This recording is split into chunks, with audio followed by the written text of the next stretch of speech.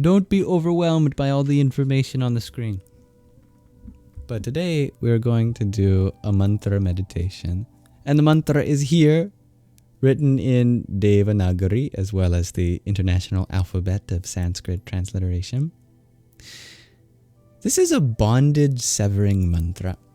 This comes from the Kamika Agama, an ancient scripture where the second chapter goes through all of the individual sounds in Sanskrit and ascribes it meanings, colors even, and deities. The power that the sound P is said to have is that it can cut off our bonds, sever our bondage, the things that hold us down, tie us up. So chanting this sound with that intention, holding the things that we want to be free from in mind, can make us feel a little more liberated. The corresponding deity is Pashupati, which comes from the root pash, which means to bind or even to see. That makes sense in the context of the ancient tradition, which this kind of comes from, but also opposes at the same time, where animal sacrifice was considered a way to appease the gods. And so the animal that was seen or bound in the sacrifice was called Pashu, the one that was seen or bound. But Pati, coming from Pa, the root meaning to protect, is the Lord, the protector, the husband of. And so Pashupati is the protector of animals, even the protector of those that are bound, those that are seen in a sacrificial act. So there's this beautiful evolution of a tradition which may have at one point seen animals as something to sacrifice, reinvents itself against the very things that it used to do, from an even higher point of view, to honor and protect the things that we once previously harmed. So Pashupati is elevated in status. Instead of appeasing the divine by harming life, we appease the divine as a protector of all of life. So the full mantra here is Om Bham Pashupataye Namah. That ending here, a ye, turns pati into its dative form, Pashupati. We're giving our salutations to the protector of animals. Aye. Namah is the word salutations. At the start is the cosmic bija or sacred syllable, and Pam is the bija or sacred syllable of bondage severing. Just as we might finally untie the very things that we've bound up within ourselves, free them, may we become liberated the same. Go through an evolution of seeing things not from a point of control, but a point of liberation. So I've added some pronunciation pointers if you want to chant along with me. There's the O and the A. These are all long vowels, which you'll find in Om and Pataye. We also have the M with the dot under it, which is a nasalization. That's at the end of Om and Pam. It's when you bring the resonance to your nasal cavity, the highest place that vibration can sound in the body.